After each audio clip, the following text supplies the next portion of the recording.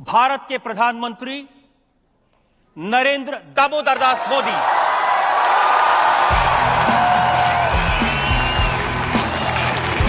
Prime minister Narendra Modi.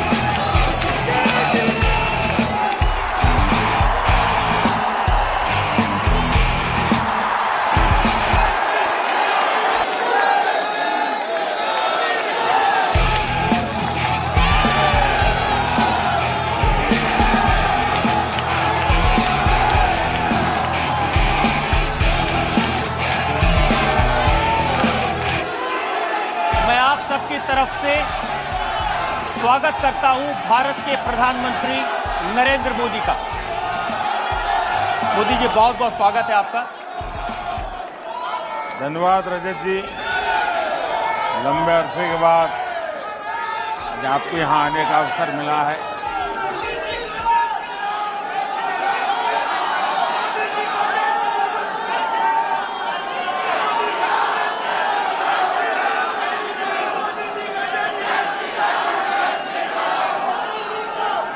Modi ji, जब जब चुनाव होता है शांत हो जाइए।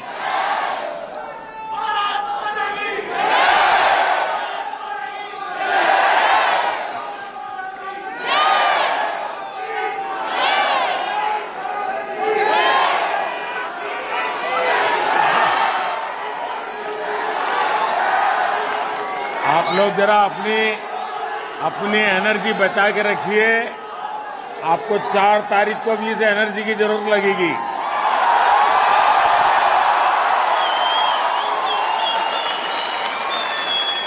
मोदी जी, जब जब चुनाव होता है और आप सामने आते हैं तो जनता में इसी तरह का जोश दिखाई देता है, उत्सव का माहौल बन जाता है।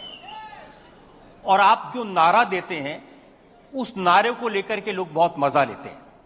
इस बार आपने कहा अब की बार 400 पार, तो मैं देख रहा हूं डिजिटल मीडिया पे किसी ने लिखा हौले हौले हो जाएगा प्यार, अब की बार 400 पार। किसी ने लिखा दिल का भंवर करे पुकार, अब की बार 400 पार। और फिर यह भी लिख दिया कि चटनी के बिना ढोकला बेकार, अब की बार फिर से मोदी सरकार। और क्रिएटिविटी का उदाहरण देखिए, लिखा है साइकिल से जाएं, हाथ से कमल का बटन दबाएं।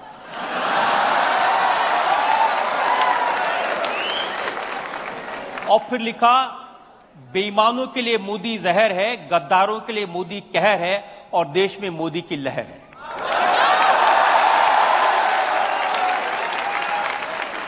अब फिर कोई ये भी लिख देता है कि नतीजों के बाद राहुल होंगे फरार, अब की बार 400 पार।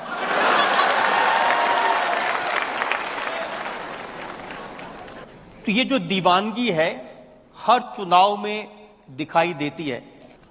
अच्छा हुआ कि मुझे आपके इस शो में आने का अवसर मिला और आपने रिसर्च करके काफी कुछ कंपाइल किया है।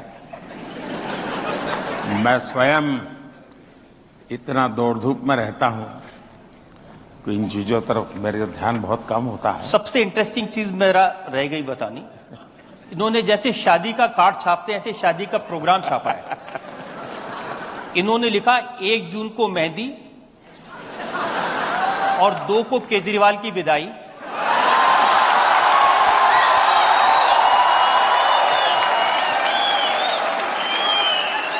4 जून को ब्रेकफास्ट और उसके बाद हल्दी और लंच पे रोना धोना शुरू। 3 बजे ईवीएम की डोली में वापसी, 5 बजे विपक्ष की विदाई, 6 बजे विदाई का रोना और 7 बजे पप्पू जाएंगे इटली।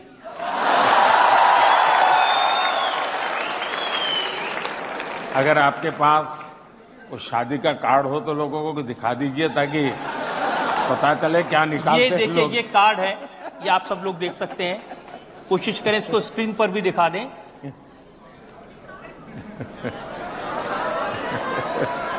अब ये शादी का कम विदाई का कार्ड ज्यादा लग रहा है।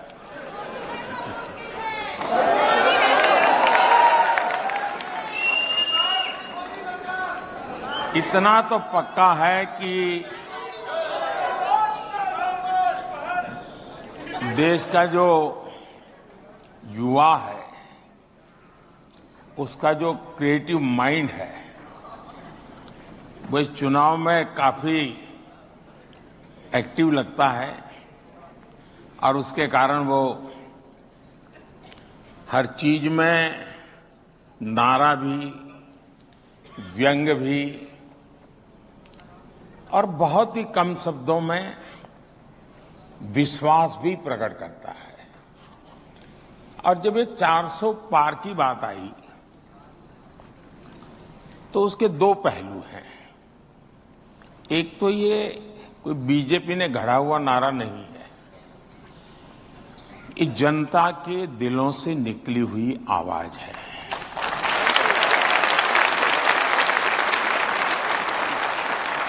जहां तक मोदी का सवाल है, आप देखते हैं कि 19 से 24 तक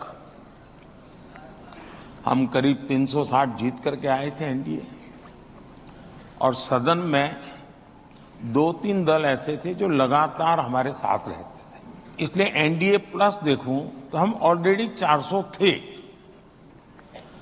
2019 से 2024 तक सदन में हम 400 थे, यानी 400। अगर आपका परिवार में बच्चा 90 मार्क लेकर के आया और उसके सारे विरोधी या उसके कॉम्पिटिटर क्लास में जो भी बच्चे हैं वो 30 लाए, 40 लाए, फिर भी आप उसको नहीं कहोगे यार तेरे बाकी वाले 40 लाते हैं, तुम 50 लेके बैठ जाओ कि बेकार में काहे 90 की मेहनत करते हो। आप भी उसको कहेंगे कि नहीं यार 90 आए लेकिन यार 95 के लिए अगली बार ट्राई करो ना। तो 400 होने के बाद मुझे तो मेरे साथियों को कहना ही होगा कि भैया हमें तो और आगे जाना चाहिए, इसलिए 400 पार आया। दूसरा,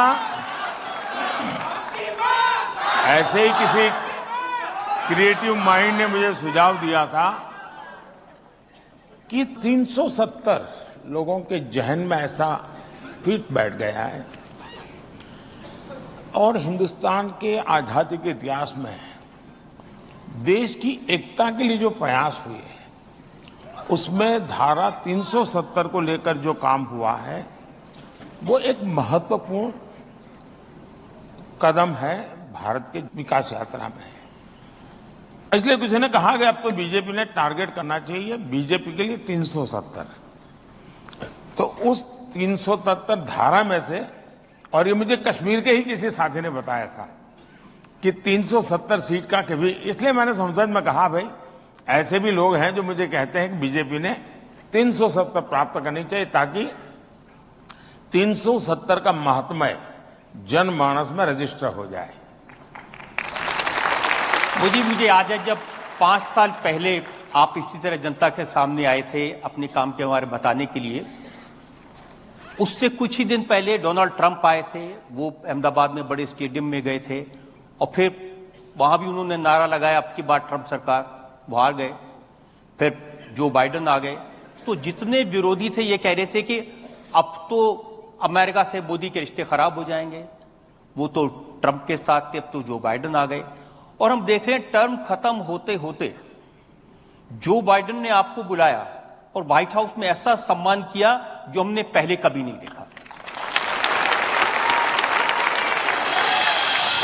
I'm honored to be the first to have you here in 15 years. Yes. Prime Minister Modi, welcome back to the White House. I cannot imagine His Excellency Modi getting intimidated or being forced to take any steps or actions that would go against the national interests of India and the people of India. And there is pressure against him, I am aware of that.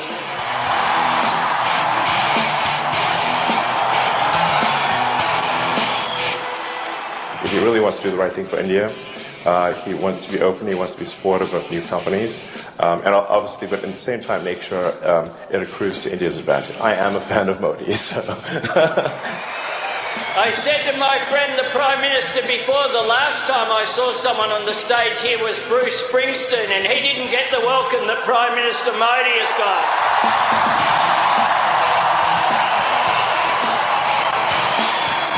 Prime Minister Modi is the boss.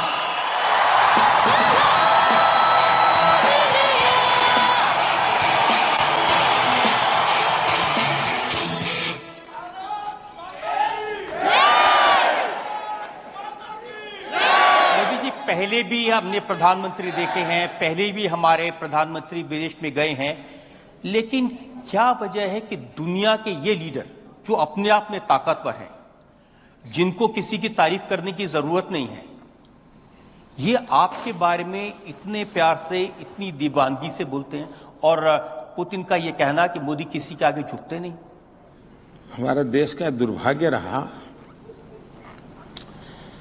कि पहले कोई प्रधानमंत्री जाते थे तो पता नहीं चलता था कि गए हैं,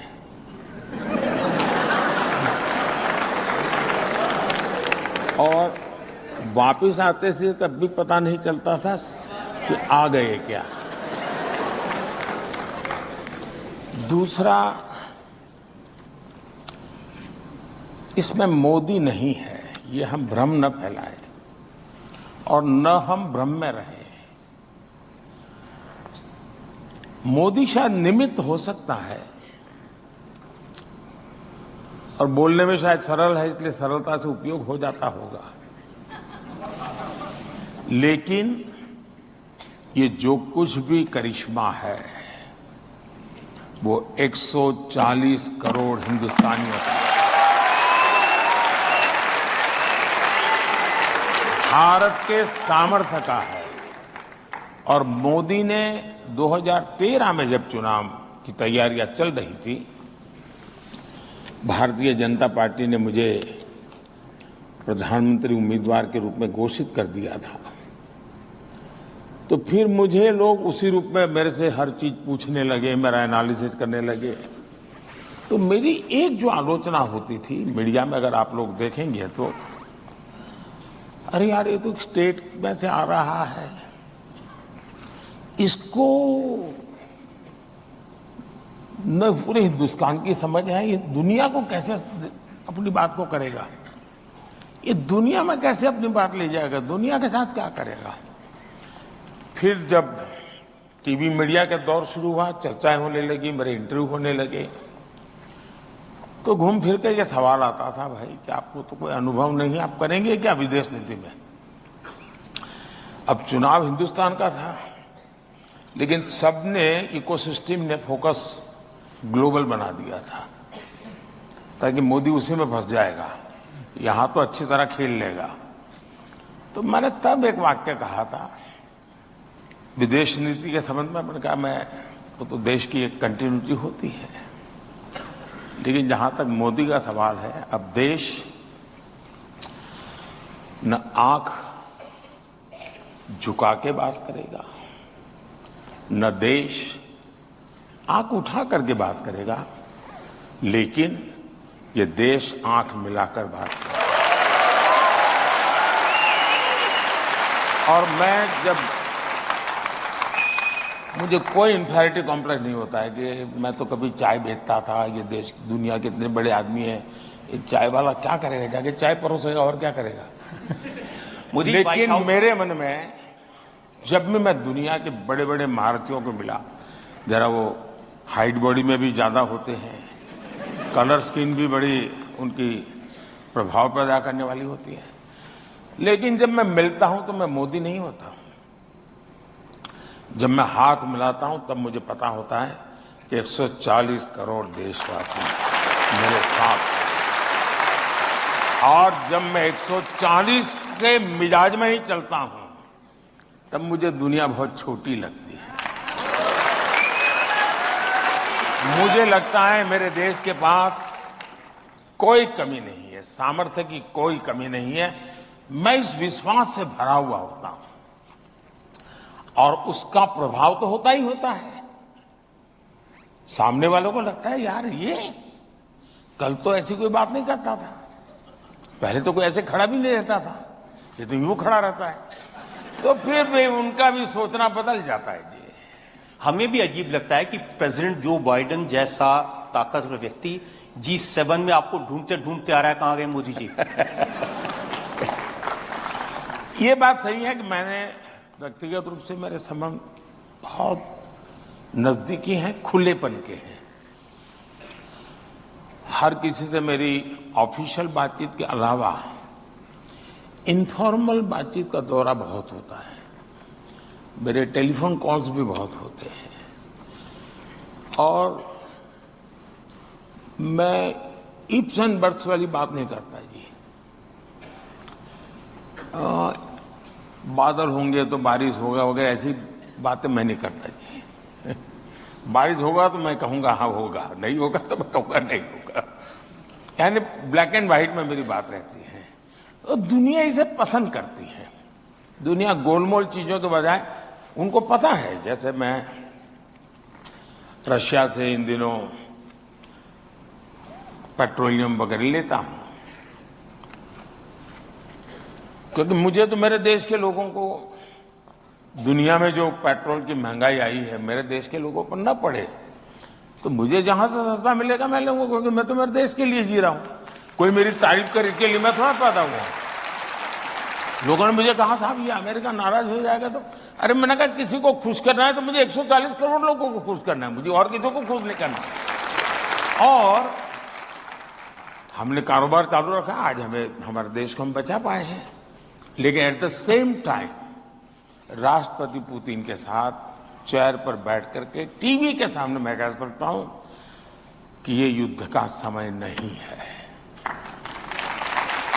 और इसलिए दुनिया मेरे विषय में दुविधा में नहीं है, और उसको लगता है ये हिंदुस्तान का मिजाज है जो मोदी बोल रहा है। लेकिन मोदी जी पहले भी हमारे नेता जाते थे, बड़े बड़े नाम वाले नेता जाते थे, या तो आप अमेरिका के साथ रहेंगे या रशिया के साथ रहेंगे, ये बोलोगे तो वो नाराज हो जाएगा, वो बोलेगा तो ये नाराज हो जाएगा। ये बैलेंस आपने चेंज किया। ये मूलभूत हमारी एक मुझे लगता है कि उस समय जो मूलभूत सोच रही थी वो ये थी इक्वल डिस्टेंस वाली, यानी हम सबसे इक्वल डिस्टेंस बना करके रहते हैं। दूरी बनाना ये मानदंड था। मैंने आकर के इसको बदला, हम दुनिया से जितनी हो सके उतनी नजदीकी करेंगे। डिस्टेंस वाला शब्द ही मैंने निकाल दिया। इससे क्या हुआ कि किसी को लगता है अच्छा वो मिस्टर ए आगे गया तो बी को लगता है यार मैं रह गया तो वो भी आगे आता है। फिर इधर से सी को लगा कि मोदी के पास वो तो पहुंच गया यार, मैं रह गया तो इधर वाला डी आता है। तो सब लोगों के अब लगता है कि हिंदुस्तान के पास जाना चाहिए, और ग्लोबली कंपटीशन है हिंदुस्तान के निकट आने की। हमने विदेश विभाग ने पहले काम ऐसा किया कि दूरी बनाए रखो। क्यों? तो भाई हमारी चलेगी। आज मेरी स्थिति यह है, अब देखिए एक घटना मैं बताता हूं। मैं इजराइल जा रहा था, तो सभी ये जो बुद्धिमान लोग होते हैं ना, जो इस दुनिया में बड़े हुए हैं, मुझे एडवाइस करते थे कि साहब इजराइल जाते हैं तो पैलेस्टाइन जाना ही चाहिए। भारत में सेकुलरिज्म का अर्थ यही है कि अगर आप हनुमान जी के मंदिर गए तो शाम को इफ्तार पार्टी करनी पड़ेगी।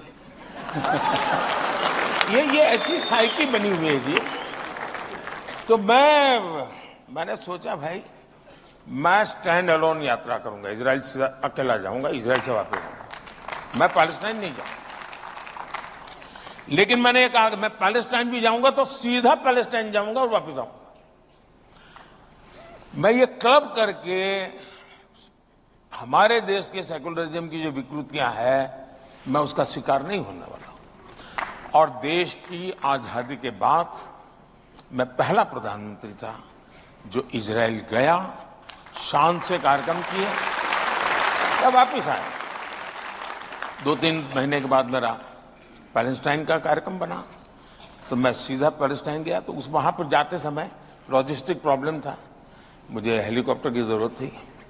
मैं जॉर्डन से जाने वाला था, तो जॉर्डन के किंग जो मोहम्मद साहब के सीधे वारिस है, जॉर्डन के किंग मोहम्मद पैगंबर साहब के डायरेक्ट वारिस है। उनको पता चला कि मैं ऐसे ही वहां से पास हो रहा हूं, उनका जी नहीं, मैं अपना कार्यक्रम बदल करके जॉर्डन वापस आऊंगा, आप मेरे यहाँ आइए, हम बैठेंगे और आपको हेलीकॉप्टर आपके देश से लाने की जरूरत है, मेरे हेलीकॉप्टर में जाएंगे और पूरी यात्रा में मेरी व्यवस्था रहेगी। जॉर्डन के किंग एक ऐसा प्रधानमंत्री जो कुछ दिन पहले इजराइल जाके आया हुआ है। इतना ही नहीं, मैं जॉर्डन के किंग का हेलीकॉप्टर में जब जा रहा था पैलेस्टाइन, तो इजराइल के 6 विमान उनके एयरफोर्स के, वो उसको एस्कॉर्ट कर रहे थे और मुझे, यानी जॉर्डन सम्मान दे रहा है, मुझे इजराइल सम्मान दे, और मैं जा रहा था पैलेस्टाइन, वो इजराइल को मालूम था, फिर भी वो मेरा सम्मान कर रहे थे। तो जब मैं मेरा कहता हूं, मैंने मोदी की बात नहीं कहता हूं, मेरे देश की बात कर रहा हूं। और जब पैलेस्टाइन गया तो उतना ही सम्मान दिया गया मुझे पैलेस्टाइन में जितना कि इजराइल में। इसका मतलब ये हुआ, अब देखिए, अभी कुछ ही दिन पहले हमने चाबहार में एक बहुत बड़ा एग्रीमेंट किया है ईरान के साथ, और मैं बताता हूं सेंट्रल एशिया के लिए बहुत बड़ा गेम चेंजर बनने वाला है। आपने देखा होगा कल अफगानिस्तान के तालिबान लोगों ने बहुत तारीफ की है हमारे इस निर्णय की। अमेरिका ने ईरान पर सैंक्शन लगाए हुए हैं, इजराइल और अमेरिका ईरान के बीच में युद्ध होते होते बच गया है। ऐसी संकट की घड़ी में भी ये दुर्भाग्य है कि वहां के राष्ट्रपति जी, वो भी मेरे अच्छे मित्र हैं, उनको हमें खोना पड़ा। और मिस्टर रईस जो जिनका अभी एक्सीडेंट में मृत्यु हुई, उनकी पत्नी भी हमारी अलीगढ़ यूनिवर्सिटी के साथ उसका बहुत अच्छा निकट संबंध है, यानी जीवन संबंध है। तो मेरे एक प्रकार से अच्छे घरेलू इन लोगों से संबंध है। तो एक अच्छे साथी को मैंने खोया, इसका दुख भी है। लेकिन उनके मृत्यु के कुछ ही समय पहले हमने चाबहार का एग्रीमेंट किया। मैं मानता हूं कि सेंट्रल एशिया में, लेकिन दुनिया ने किसी ने मेरा विरोध नहीं किया। इसका मतलब ये हुआ कि अगर आप अपने देश के हितों को ध्यान में रखते हुए काम करते हैं और दुनिया में, अच्छा मेरी एक बात साफ होती है, मेरे देश की नीतियां किसी तीसरे के संदर्भ में मैं नहीं करता हूं। मेरी अपनी देश की आवश्यकता है, मेरी देश की प्रायोरिटी है, उसी के हिसाब से चलूंगा। वैसा ही प्रॉब्लम है कोरिया और जापान का। ज्यादातर नेता जाएंगे तो कोरिया जाएंगे, जापान जाएंगे, जापान जाएंगे, कोरिया जाएंगे, क्लब करते हैं। उनका कहना ये हमारा इंसल्ट है, आप अकेले क्यों हमारे साथ हैं? मैंने कहा ठीक है, मैं आता हूं। मैं कोरिया अकेला गया, बाकी 10 जगह पे जापान नहीं गया। जब जापान गया तो कोरिया नहीं गया। उनको मैसेज जाता है, हाँ ये इंसान को समझ है। तो मैं, दुनिया जो खींची रहती है और बड़ी बारीकी से इन चीजों का मैं अध्ययन करता हूं। मैं घिसी पीटी एडवाइस पर चलता नहीं हूं जी, और उसका परिणाम है कि आज दुनिया में भारत की जय जयकार हो रही है। एक उदाहरण हमने जय जयकार का देखा, पाकिस्तान के छात्र यूक्रेन से भारत का तिरंगा लेकर उसकी आड़ में वो निकले। अब देखिए हमारे देश में भी कैसा चल रहा है, मैं तो हैरान हूं। इस देश में के प्रयत्नों से अगर कोई चीज अच्छी होती है, हो सकता है जिसको सहन नहीं होता है चुप रहे, ये तो हो सकता है, तारीफ न करे, ये भी मैं समझ सकता हूं। लेकिन उसके विरुद्ध मैं तो देखता हूं, इन दिनों भी पत्रकार मुझे पूछते हैं, क्या सचमुच में आपने टेलीफोन किया था यूक्रेन को? सचमुच में आपने पुतिन को फोन किया था? मैंने कहा अब कॉल डिटेल निकलवा दो, मैं तो क्या थक गया मैं के जवाब नहीं देते थे। अब इन लोगों को क्या करूं? नहीं, ऐसा पहले कभी हुआ नहीं जी, पहले तो ऐसा पहले कभी हुआ नहीं। 2 राष्ट्राध्यक्षों से बात करके अपने छात्रों के लिए रास्ता निकाल दे। इसलिए मुसीबत यही है कि इन्होंने कभी सोचा ही नहीं था कि हिंदुस्तान के तिरंगे की यह ताकत होती है।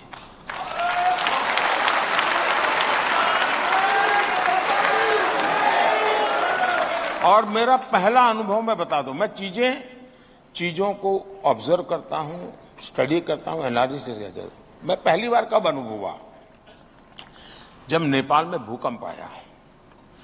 तो हम जितनी मदद हो सकती थी हमारी तो जिम्मेवारी थी, क्योंकि और मुझे एक अनुभव था गुजरात के भूकंप के बाद काम का, मुझे अच्छा अनुभव था, तो मैं खुद चीजों को लीड करता था, मोबिलाइज करता था।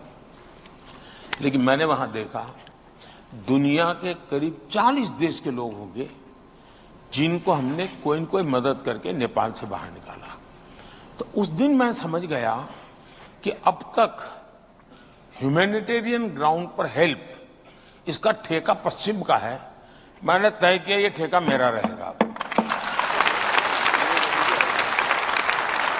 और इसलिए आपने देखा होगा कोविड में हम लोग चाइना से लोगों को वापस लाए, तो बहुत सारे अन्य देशों के लोगों को लेके आए।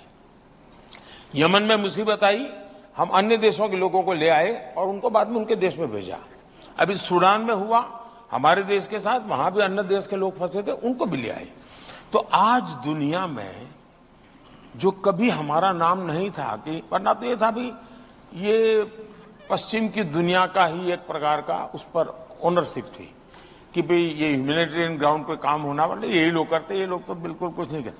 आज स्थिति ये है कि भारत, आप क्या करोगे मुझे पूछते हैं लोग, आप कैसे करोगे पूछते हैं, और मैं करता भी हूं।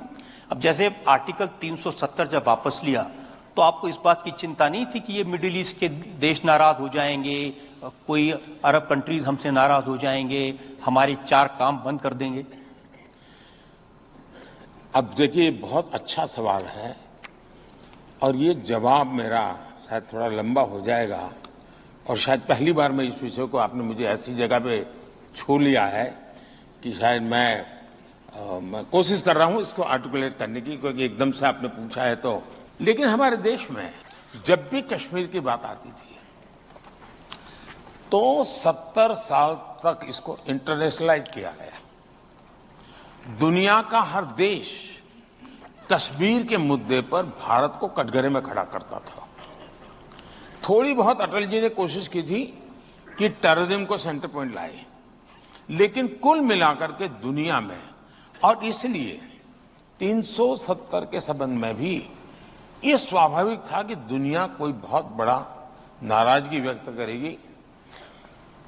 हुआ उल्टा। दुनिया ने जितने देशों को लोग मानते थे कि इन मुद्दों पर भारत पर वो नाराजगी व्यक्त कर सकते हैं, भारत को घेर सकते हैं, अधिकतम लोग मौन रहे। जिन्होंने कहा वो ये कहा कि ये उनका इंटरनल मामला है। दुर्भाग्य ये है कि अरब देश तो शांत रहे, दुनिया के सभी इस्लामिक देश शांत रहे, मेरे देश की कांग्रेस चू चू करती रही।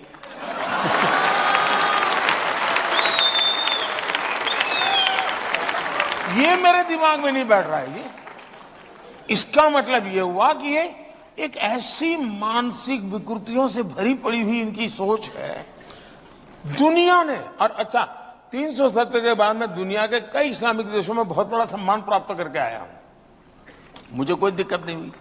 370 के बाद मेरे 8 लोगों को, मेरे देशवासियों को फांसी हुई थी।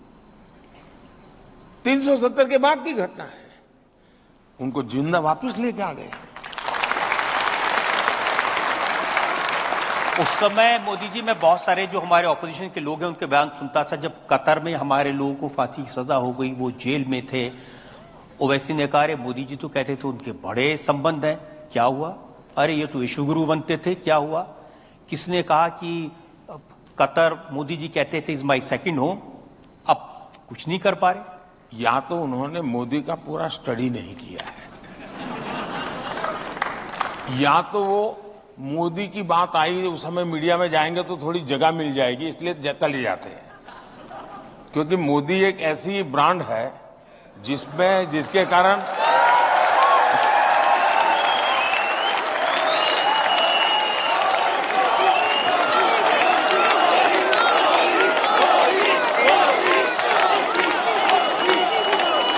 तो गाली देने से भी उसको स्पेस मिल जाता है। और इसलिए लोग मौका ढूंढते हैं, यार गाली किसी और को देने से क्या फायदा है, मोदी को देंगे तो। और इसलिए जल्दबाजी, उनको पता होना चाहिए कि यार कुछ तो होगा, ये कुछ तो चलता होगा, बोलता नहीं है, कुछ करेगा। ये इनको समझ होनी चाहिए जी। अब इतने साल हो गए, अब मेरा और मेरे कोई सीक्रेट कुछ नहीं है, ओपन है जी। कोई ढंग से बराबर स्टडी करे, मीडिया के लोग भी नहीं करते जी, माफ करना। ढंग से स्टडी करे तो वो कह सकता है ये हुआ है ना, देखिए 3 दिन के बाद मोदी ये कदम उठाएगा, 5 दिन के बाद ये उठाएगा, 7 आप तय कर सकते हैं। लेकिन आपको तैयारी नहीं, क्योंकि आपने एक बनी बनाई परसेप्शन में जीना चाहते हो, उसी को फैलाओ और उसके अनुकूल कुछ एनेक्डोट मिल जाए तो ढूंढते रहते हो। इसके कारण सारे के सारे लोग फेल हो जाते हैं। इस बार भी उनको लगता था कि 400 पार, आखिरकार स्थिति क्या हुई? इन सबको कहना ये पड़ रहा है कि 400 पार नहीं हो सकती। ऑपोजिशन क्या कहता है?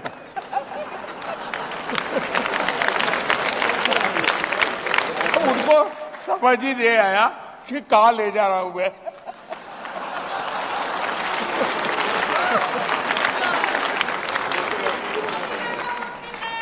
तीन चरण के बाद किसी ने उनको कहा कि क्या आप पूरा कैंपेन ये लड़ रहे हो कि मोदी 400 पार जाएगा कि नहीं जाएगा? अब एक नई सलाह आपको दी गई है कि भाई पाकिस्तान से जरा डर के रहो, उसके पास न्यूक्लियर बम है।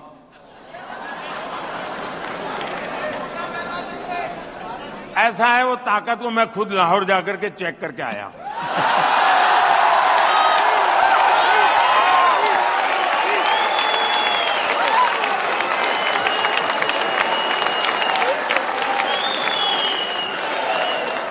और बिना कोई सिक्योरिटी चेक में सीधा चला गया था। और वहां पर एक रिपोर्टर रिपोर्ट कर रहा था, अल्लाह तौबा, हाय अल्लाह तौबा, ये बिना वीजा कैसे आ गए? ये चर्चा थी टीवी पे, ये बिना वीजा कैसे आ गए? अरे वो तो मेरा ही देश था यार किसी जमाने में।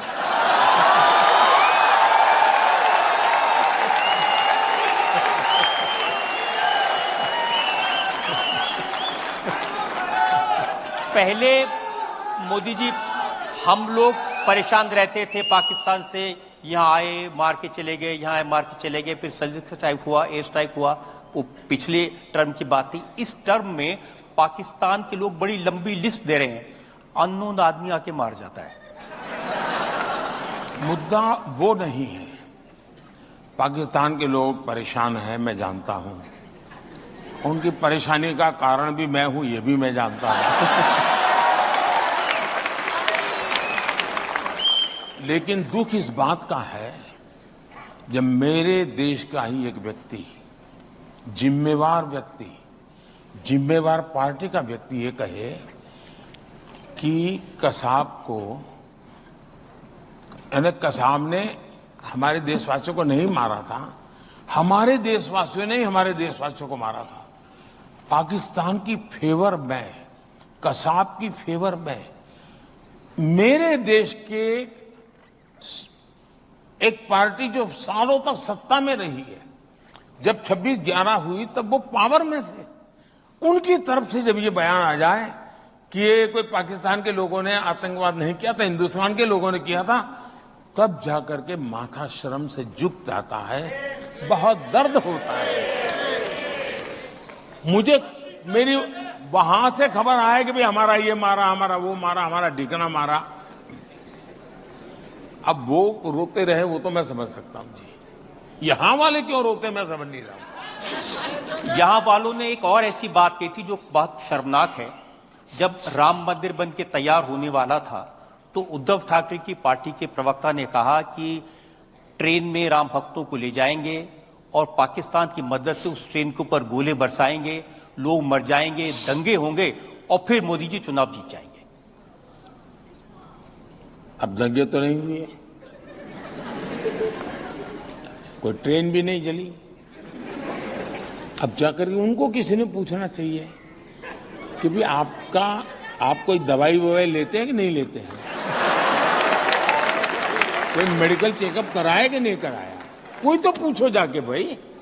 चलिए आप ये सवाल नहीं पूछ सकते, लेकिन उनकी हेल्थ का तो पूछो, उनकी बीमारी क्या है ये तो पूछो, क्योंकि ऐसी बातें ऐसे नहीं निकलती भाई, कोई स्वस्थ मनुष्य थोड़ा करता है। तो सचमुच में आप जैसे लोग और आप लोगों की पहुंच हर जगह पे होती है, जरा पूछो तो भाई, अब तबीयत ठीक है ना, ये पूछना चाहिए उनको। कुछ नहीं हुआ फिर भी 400 पार।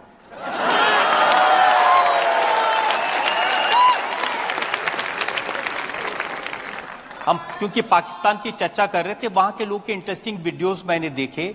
जब चंद्रयान उतरा चंद्रमा पर, तो उन्होंने कहा कि हम तो ऑलरेडी चंद्रमा पर हैं, गड्ढे हैं, अंधेरा है, बिजली नहीं है, पानी नहीं है।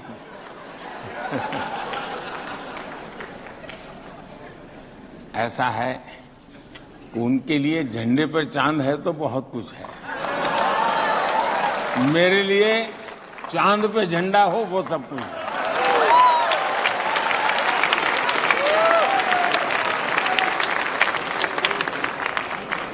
इसमें बात आई सेक्युलरिज्म की। आपने जहां पर हमारा चंद्रयान उतरा उसका नाम शिव शक्ति स्थल रख दिया। ये देश का दुर्भाग्य है कि हर चीज में वोट बैंक के नजरिए से देखा जाता है। कोई मुझे कहे कि शिव शक्ति से इतराज क्या है जी, इस सृष्टि के नियंता है। और मेरा गुना ये कि मैंने कहा कि चंद्रमा पर जहां पर मेरा चंद्रयान लैंड किया था उस पॉइंट का नाम मैं किसी भी बीजेपी के नेता का रख सकता था, कोई मुझे मना नहीं करता, क्योंकि उन्होंने वो परंपरा बनाई थी। लेकिन मैंने वैसा नहीं किया, मैंने शिव शक्ति रखा। तो वो इनके दिमाग पर ऐसा उसका असर था, बोल तो पाए नहीं, लेकिन बाद में कोई 1 साल के बाद उन्होंने बयान दिया कि हिंदू में जो शक्ति है ना, मैं उस शक्ति को नष्ट कर दूंगा। अब वो मुझे पता है यार, उस दिन का जहर वहां तक पड़ा हुआ है, लेकिन उनको मालूम नहीं है कि मैंने शिव और शक्ति दोनों बोला है, और शिव में जहर पीने की ताकत भी तो बहुत होती है।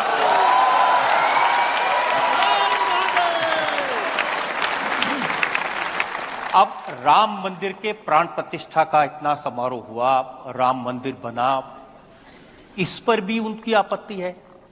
उनका कहना है कि इसको आपने बीजेपी का समारोह बना दिया। पहले तो लगता था कि शायद सेकुलरिज्म की उनकी जो विकृत मानसिकता है उसका परिणाम होगा कि वो 70 साल तक इस मामले को अटकाने के लिए जो भी कर सकते हैं करने की कोशिश की। उनको लगता था कि इस मुद्दे को इस प्रकार से रखेंगे तो उनकी वोट बैंक सुरक्षित रहेगी। लेकिन राम मंदिर बन जाने के बाद वोट बैंक सुरक्षित रहने का मुद्दा ही नहीं था, क्योंकि वो मुद्दा उस प्रकार से उनके काम आने वाला नहीं था। उसके बाद जब विरोध किया तो मुझे लगता है कि 70 साल तक उन्होंने जो किया वो सिर्फ वोट बैंक के लिए किया, इतना ही नहीं है, वो मन से, वचन से, कर्म से राम विरोधी है।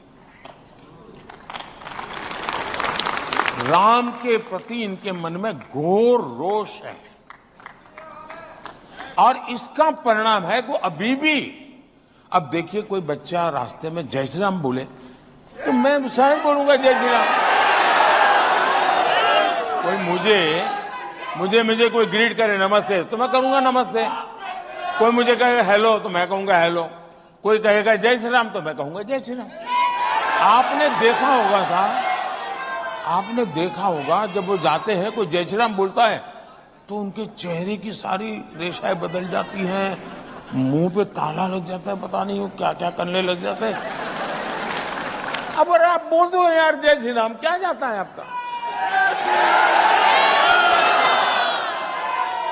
यानी इतना। और दूसरा देखिए, मैं कहूंगा ये राम जन्मभूमि ट्रस्ट के जो ट्रस्टी है ना, मैं उनको सच में बधाई दूंगा, क्योंकि राम मंदिर तो न्यायालय के निर्णय के बाद हो रहा है। सारी दुनिया को मालूम है कि न्यायालय में भी रुकावट डालने का काम कौन करता था। 19 में तो यहां तक कह दिया था कि जजमेंट अभी मत लाओ वरना बीजेपी को फायदा होगा। न्यायालय में कहा गया था। कांग्रेस की तरफ से कहा गया था। चलिए ये सब तो छोड़े, अब न्यायालय इसके बावजूद भी ये राम जन्मभूमि ट्रस्ट के लोग उनके घर गए और जाकर के सम्मानपूर्वक निमंत्रण दिया कि भाई जो हो गया होगा, भूल जाओ, आइए आप भी आइए। जैसे वो उनके यहां गए, वैसे ही जो 2-2, 3-3 पीढ़ी से अदालत में लड़ाई लड़ रहे थे अंसारी परिवार, उनके बेटे इकबाल अंसारी जो भी अदालत में राम जन्मभूमि के खिलाफ केस लड़ रहे थे, बाबरी मस्जिद के लिए लड़ाई लड़ रहे थे, उनको भी निमंत्रण दिया कि भाई चलिए अब तो न्याय का निर्णय हो चुका है, न्यायालय का, आप आइए, आप देखिए साहब, निर्णय देश करे। इकबाल अंसारी जो कि जीवन भर उनका परिवार बाबरी मस्जिद के लिए अदालतों में लड़ता रहा, राम जन्मभूमि के विरुद्ध में लड़ता रहा, लेकिन चूंकि सुप्रीम कोर्ट ने न्याय दिया है, वो स्वयं प्राण प्रतिष्ठा के कार्यक्रम में आकर के बैठे और इन लोगों ने बहिष्कार किया। तब जाकर के चिंता होती है कि क्या सोच है। इतना ही नहीं, मुझे बाद में अभी पता चला कि श्रीमान इकबाल अंसारी वो कोई अमीर व्यक्ति, वो सामान्य परिवार के व्यक्ति हैं। उन्होंने भगवान राम मंदिर का जो एक मॉड्यूल था लकड़े का, वो कहीं से खरीद के लाए और उनका जो पीएसओ था वो हिंदू है, उसको उन्होंने गिफ्ट किया। इकबाल अंसारी ने गिफ्ट किया उनको। इसका मतलब ये हुआ कि वो उनको लगता था कि ये मेरा हक है इसलिए मैं लड़ता हूं, लेकिन न्यायालय ने एक बार निर्णय किया, उसको उन्होंने सिर आंखों पर चढ़ाया। तो इकबाल अंसारी को मत सेक्युलरिज्म सही है कि इनका सेक्युलरिज्म सही है, ये चिंता का विषय है देश के लिए। इसीलिए आजकल आपको सांप्रदायिक, कम्युनल, हिंदू मुसलमान करने वाला कह रहे हैं।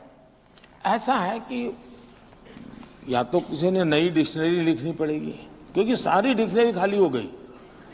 मुझे गाली देते देते सारी डिक्शनरी के शब्द प्रयोग खाली हो गए हैं। अब उनके पास कोई गालियां ही नहीं बची हैं, तो घूम फिर करके वो हिंदू मुसलमान बोले बिना उनकी वोट बैंक को वो जगा नहीं सकते, क्योंकि काम तो किया नहीं। 60 साल तक किसी मुसलमान बच्चे को पढ़ाया होता, उसको कहीं अच्छा रहने के लिए घर दिया होता, उसको टॉयलेट दिया होता, उसके घर में बिजली दी होती, बच्चों की अच्छी, वो तो किया नहीं। तो उनको डराओ, मार देंगे, ये आएंगे तो काट देंगे, ये मोदी है। अब फिर उसमें योगी जोड़ दिया।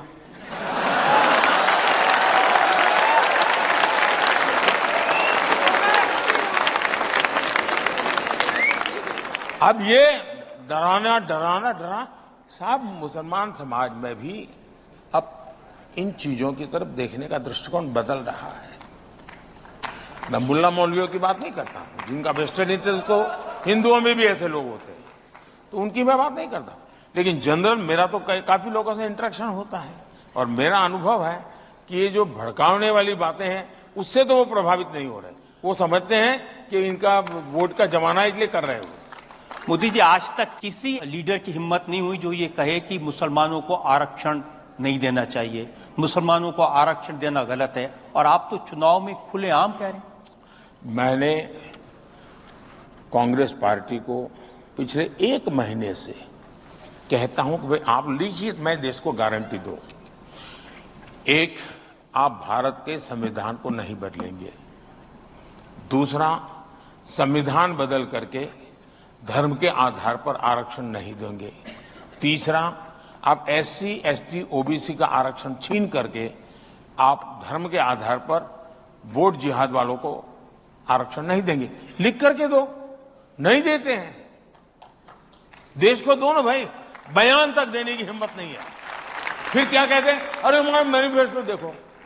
मैं पूछता हूं, क्या किसी कांग्रेस के मैनिफेस्टो में लिखा है कि वो करप्शन नहीं करेंगे या करेंगे? करप्शन करेंगे ऐसा उनके मैनिफेस्टो में कहीं पर है क्या? कांग्रेस के पिछले 50-60 साल के मैनिफेस्टो देख लो, एक भी मैनिफेस्टो में उन्होंने करप्शन का कार्यक्रम लिखा है क्या? जरा बताइए ना, करप्शन करते हैं कि नहीं करते हैं? अब मैं पूछूंगा करप्शन क्यों करते हैं, वो कहेंगे मेरा मैनिफेस्टो देखो कहीं लिखा है क्या? अरे ऐसे थोड़ा होता है जी। और आप देख लीजिए डॉक्टर मनमोहन सिंह जी का बयान देख लीजिए। ये शहजादे का बयान देख लीजिए। उनके मैनिफेस्टो में ये कहते हैं कि अब ठेके धर्म के आधार पर दिए जाएंगे। मतलब कहीं ब्रिज बन रहा है तो आज ठेका कैसे मिलता है कि भाई उनके पास रिसोर्सेज कितने हैं, कैपेबिलिटी कितनी है, एक्सपीरियंस क्या है, ट्रैक रिकॉर्ड क्या है, आर्थिक क्षमता कितनी है, टेक्नोलॉजिकल उनकी क्षमता कितनी है, सारी चीजें देख करके टेंडर से कोई व्यक्ति प्राप्त करता है। अब ये क्या कहते हैं, अब इसमें आरक्षण होगा। अब मुझे बताइए साहब, वो ब्रिज बनाना है कि आपको अपने चुनाव जीतना है और कुछ काम है क्या? इतना ही नहीं, इन्होंने यहां तक मैनिफेस्टो में कहा है कि खेल में भी अब वो धर्म के आधार पर आरक्षण लाएंगे। अरे भाई, खिलाड़ी सुबह 4 बजे उठ करके पसीना बहाता है जी, तब जाकर के खिलाड़ी बनता है। जिंदगी के 15-20 साल वो खपा देता है और आप कहोगे ठीक है भाई, तुम उस मां की गोद से पैदा हुए, तुम नहीं हो सकते, उस मां की गोद से पैदा होके वो आ जाएगा। ये कैसे हो सकता है? और ये हिम्मत इनकी, ऐसी चीजें मैनिफेस्टो में लिखने की। क्या देश ऐसे ही चलाएंगे क्या? हमारा मंत्र है सबका साथ सबका विकास। लेकिन मोदी जी, ऐसी बातें खान मार्केट गैंग का नाम लेकर के आज तक किसी की हिम्मत नहीं हुई कहने की जो आप कह रहे हैं इतने खुले। ऐसा है कि मुझे आगे पीछे कोई रोने वाला नहीं है।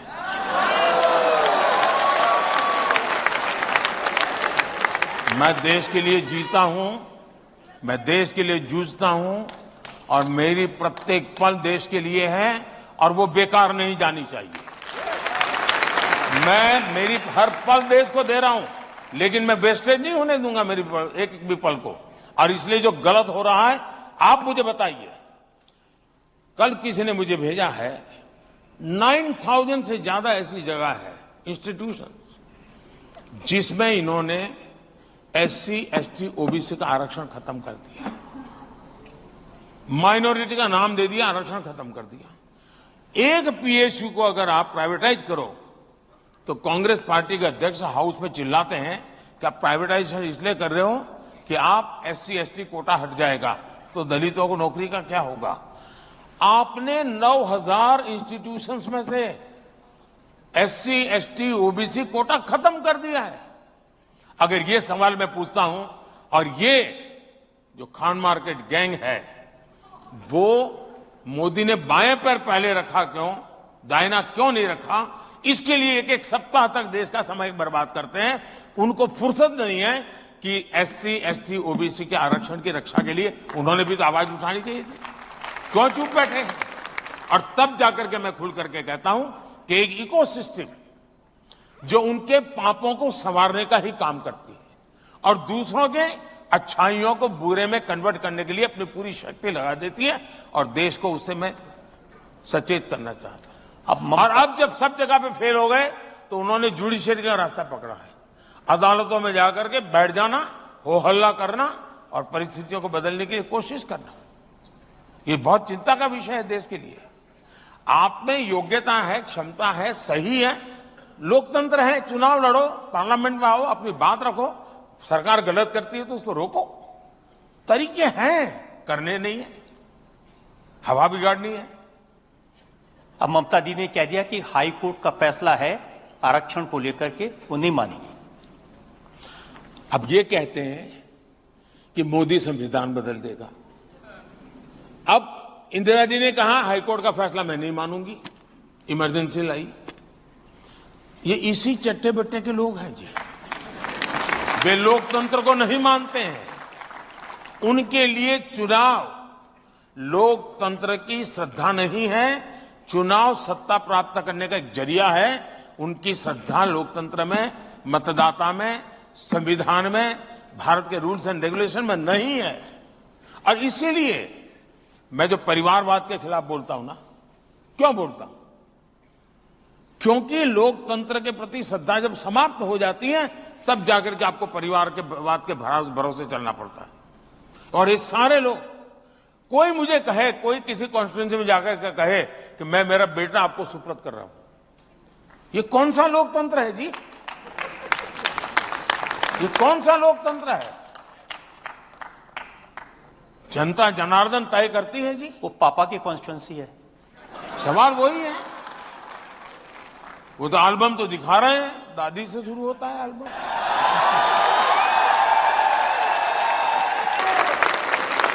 मोदी जी, एक बड़ी शिकायत उन सब लोग की यह है कि लेवल प्लेइंग फील्ड नहीं है। कोई बेल पे है, कोई जेल में है, क्या लड़ें कैसे? जो लोग लेवल प्लेइंग फील्ड की बातें करते हैं, अब देखिए, नाचना नहीं तो आंगन बांका, ऐसा कैसी कहावत है ना, है? आंगन टेढ़ा।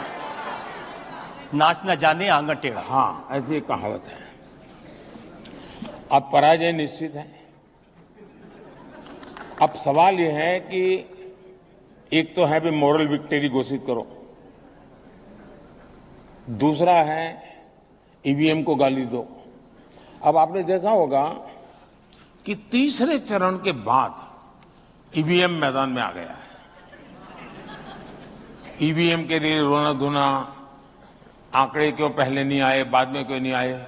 ड्यूरिंग इलेक्शन हर हफ्ते सुप्रीम कोर्ट में विवाद खड़े कर दिए जाते हैं।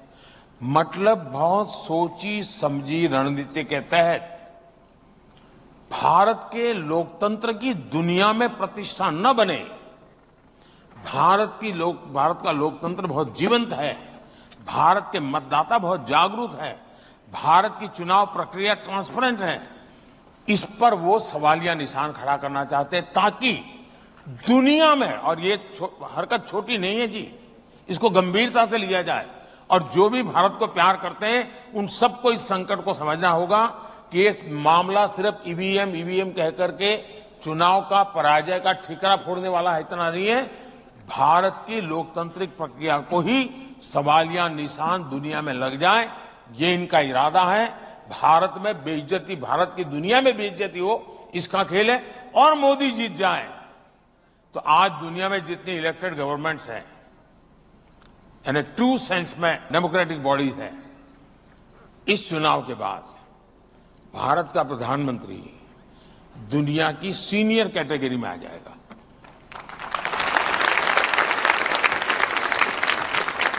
हर ग्रुप में वो सीनियर मोस्ट होगा डेमोक्रेटिक वर्ल्ड में। इनको अभी से हिसाब किताब लगाते, उनके भी तो एडवाइजर है ना। देख यार, ये तो ऐसा होगा, अभी ऐसा होगा, ऐसा होगा, उसी डर में सब हो रहा है। लेकिन इससे देश का बहुत नुकसान। और लेवल पे भी ये लोग इलेक्शन कमीशन को गाली देते हैं। हमारे देश का चुनावी व्यवस्था ये कहती है कि अगर कोई पार्लियामेंट सीट में अगर किसी कैंडिडेट की मृत्यु हो जाए तो वो चुनाव स्थगित होता है, ठीक है। अगर कोई पार्लियामेंट का कैंडिडेट उसका स्वर्गवास हो जाए तो वो सीट, चुनाव स्थगित हो जाता है, उसकी डेट बाद में आ जाए। कोई मुझे बताए कि राजीव गांधी नाम का एक व्यक्ति जो पार्लियामेंट के चुनाव का कैंडिडेट था, उनकी आतंकवाद में हत्या हो गई, उनकी सीट कैंसिल होनी चाहिए थी, रुकनी चाहिए थी चुनाव। लेकिन उस समय के इलेक्शन कमीशन ने पूरे देश का चुनाव रोक दिया, कोई लॉजिक नहीं था। और करीब 21-22 दिन दिए और उनके अस्थि लेकर के पूरे देश में यात्राएं चली और फिर चुनाव की डेट दी गई। तो कौन सा लेवल पे था देश के इलेक्शन कमीशन? और बाद में वो खुद कांग्रेस के कैंडिडेट बन के अडवाणी के खिलाफ चुनाव लड़ रहे थे। आप इलेक्शन कमीशन की बातें करते हो। और इसलिए जो न्यायिक हो रहा है वो उनको लेवल प्ले फील्ड नहीं लगेगा। बहुत स्वाभाविक है, क्योंकि उन्होंने अब तक स्पेशल कैटेगरी, स्पेशल फायदा उठाया। मेरी पार्टी के अध्यक्ष, दुनिया की सबसे बड़ी पॉलिटिकल पार्टी, मान्य ऑपोजिशन पार्टी, 26 जनवरी 15 अगस्त को मेरी पार्टी के उस समय के अध्यक्ष को 7वीं 8वीं लाइन पे सीट मिलती थी। पार्टी के अध्यक्ष इस देश के किसी इकोसिस्टम को नोटिस करने का मूड नहीं था। राजनाथ जी अध्यक्ष थे और मैं देखा कि 15 के अंदर उनका एक एमपी जो पार्टी का अध्यक्ष भी नहीं था, उसको चौथी पांचवी रो में सीट थी, देश भर में तूफान मच गया, अपमान कर दिया। यानी ये कैसी आप लोग दरबारी करते हो? किसकी दरबारी करते हो आप लोग? मेरा सवाल है ऐसे लोगों पर, क्या ये लोकतंत्र है? लेवल प्लेट में है क्या? और जब सच बोलते हैं तो आप लोगों को बुरा लगता है, और अगर सच बोलने की कोई सजा होती है उससे भुगतने के लिए मोदी हमेशा तैयार होता है। देखिए, उनको एक बात बहुत बुरी लगी है कि चुनाव से पहले दो मुख्यमंत्रियों को जेल में डाल दिया। कोई जेल में डालता है क्या? मुझे बताइए। आपने नोटों के ढेर देखे कि नहीं देखे? आप नोटों के ढेर देख करके आपको क्या लगता है? क्या ये मेहनत की कमाई के पैसे हैं क्या? आप यही कहेंगे? आप दिल्ली के बच्चों की जिंदगी बर्बाद करते हैं। हर स्कूल के बगल में शराब के ठेके लगा दिए जस्ट करप्शन करने के लिए और न्यायिक प्रक्रिया से। और अगर किसी को देखना है तो सुप्रीम कोर्ट ने झारखंड के सीएम के लिए कल क्या कहा है, दिल्ली के मंत्री के लिए 2 दिन पहले हाईकोर्ट ने क्या कहा है। कोर्ट करती है निर्णय, हम नहीं करते। न हम किसी को जेल भेज सकते हैं, न हम किसी को जेल में रख सकते हैं। ये निर्णय अदालत करती है। और मेरा मत है, अगर रेलवे के टिकट चेकर को आप तनख्वाह देते हो, उसका काम है ट्रेन में टिकट चेक करे और बिना टिकट वाले को जुर्माना करे, उसका काम है। आप काम करने वाले की तारीफ करोगे कि नहीं करोगे? मान लीजिए कहीं से हेरोइन पकड़ा गया 1500 करोड़ का, तो हेरोइन पकड़ने वाले को आप तारीफ करोगे कि नहीं करोगे? किसी गांव में किसी जगह पे चोरी हो गई और किसी पुलिस वाले ने हिम्मत करके चोरी पकड़ ली, तो गांव वाले मिलकर के उसका सम्मान करते हैं कि नहीं करते हैं? ईडी 2200 करोड़ रुपया कैश पकड़ के लाया है। देश में पब्लिकली ईडी का सम्मान होना चाहिए। चिल्लाते क्यों हो? इसका मतलब है कि 2200 करोड़ आपका गया है। आप में तो कोई दर्द है क्या? 2200 करोड़ गया है उसका? आप में से किसी को दर्द है क्या? जिसको दर्द है वो रो रहा है, वो चिल्ला रहा है। मतलब 2200 करोड़ में कहीं कहीं उनका हिस्सा है। अब उनके 10 साल में 34 लाख रुपया कब्जा हुआ। एक स्कूल बैग में बच्चा लिख करके जाए इतना। हमने 2200 करोड़ पकड़ा, मतलब 70 टेम्पो चाहिए, 70 उसको भरने के लिए। ईडी काम कर रहा है। और मेरा एज ए प्राइम मिनिस्टर मैं 2014 का चुनाव इसी मुद्दे पर लड़के आया हूं। देश की जनता ने इसी काम के लिए मुझे बिठाया है। मोदी जी, पहले ऐसा नहीं होता था, आपने ये नई चीजें शुरू की हैं। कोई नेताओं को नहीं पकड़ता था, वो राजनीति में आते इसलिए थे कि करें और बचे रहें। देश की जनता यही कहती है कि आप छोटे छोटे लोगों को तो जेल में डाल देते हो और बड़े बड़े खिलाड़ी छूट जाते हैं। अब ये देश में होगा नहीं।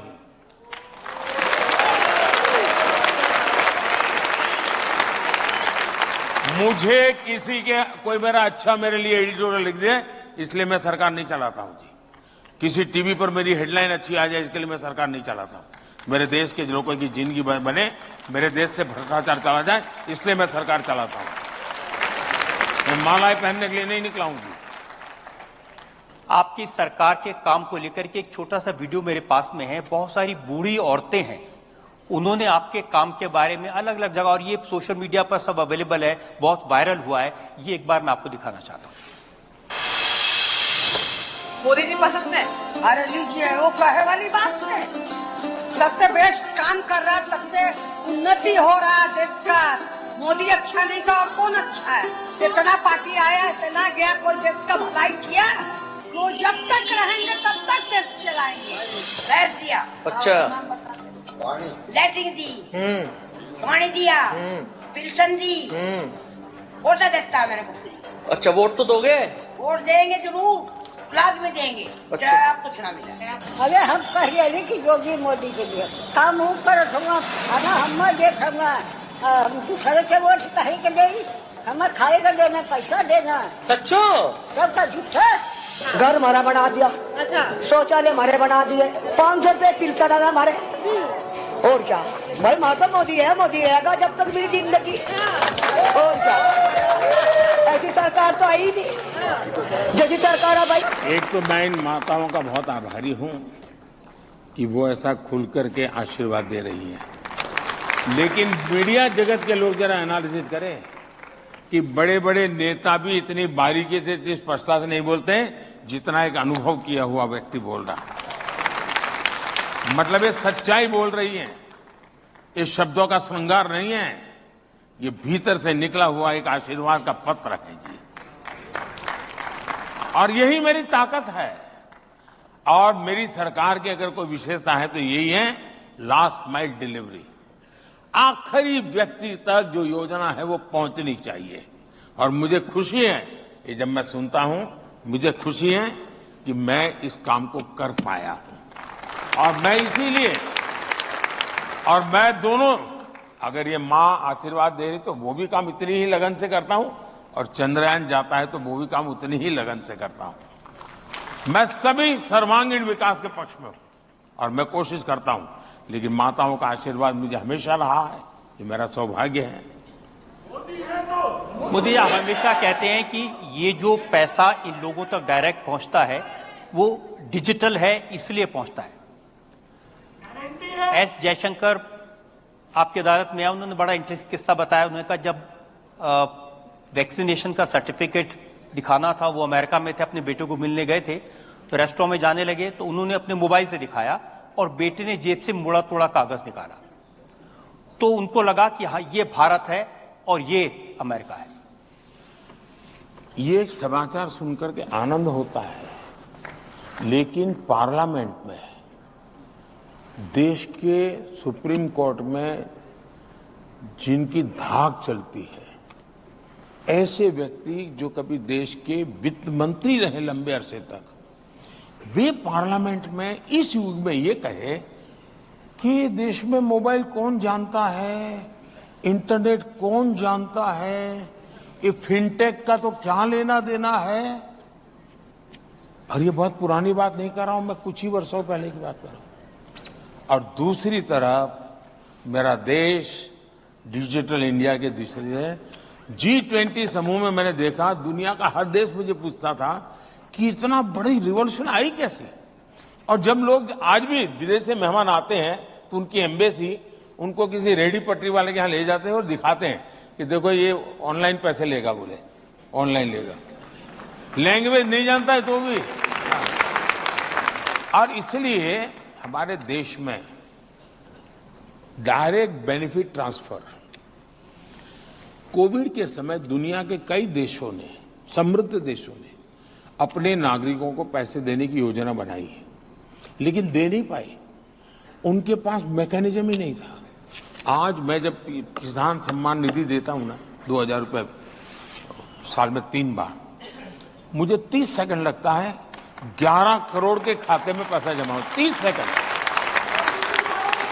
हमने, मेरे लिए टेक्नोलॉजी, जैसे मैं भ्रष्टाचार के खिलाफ लड़ाई लड़ता हूं, तो एक तो ये जो एजेंसियां वो अपना काम करती है, लेकिन मैं भी टेक्नोलॉजी के माध्यम से ट्रांसपेरेंसी लाने का काम करता हूं। डायरेक्ट बेनिफिट ट्रांसफर हमने करीब करीब 38 lakh crore direct benefit transfer किया है 10 साल में। राजीव गांधी कहते थे कि 1 रुपया दिल्ली से निकलता है तो 15 पैसा पहुंचता है।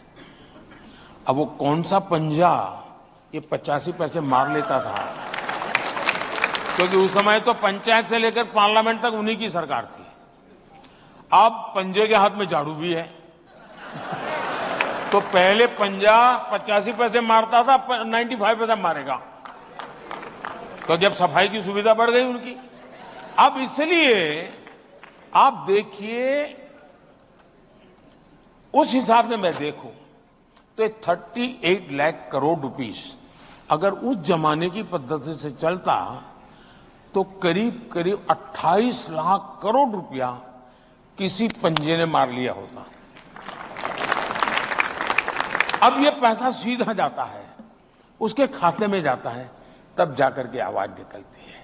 ये जो दिल की आवाज है ना, उसके कान निकलती है। और उसको लगता है कि दिल्ली में उसका बेटा बैठा, उसका असर है।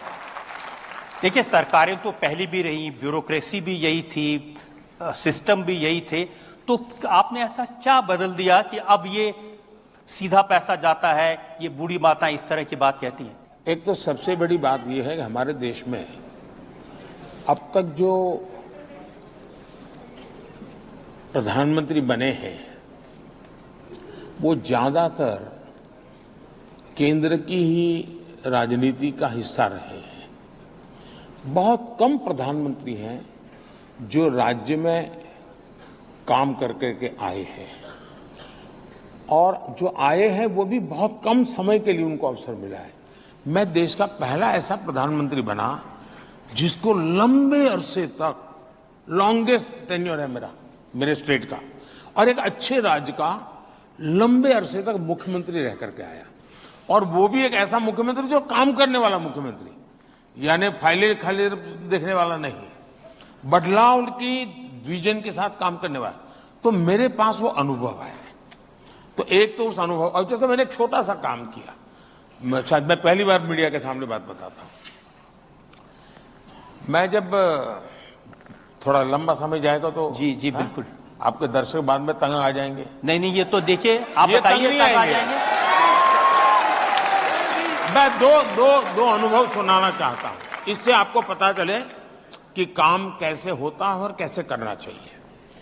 मैं अचानक मुझे मुख्यमंत्री बनना पड़ा था 7 अक्टूबर को 2001 को। मैं कभी एमएलए नहीं बना, मैंने कभी पुलिस थाना नहीं देखा था, मुझे कुछ ये सरकार वर्कार कुछ समझ ही नहीं थी। It's a fact of my life. अचानक मुख्यमंत्री बना तो भूकंप था वहां, तो भूकंप के कुछ महीनों के बाद मुझे काम मिला। तो मैं शपथ लेने के तुरंत बाद भूकंपग्रस्त इलाके में चला गया, क्योंकि उस शताब्दी का दुनिया का एक बड़ा भूकंप माना जाता है। तो मैं देखा कि लोग को 7-8 महीने हो चुके थे भूकंप को, शिकायतें कर रहे थे, स्थितियां भी मुझे कोई नजर नहीं आई बदलती।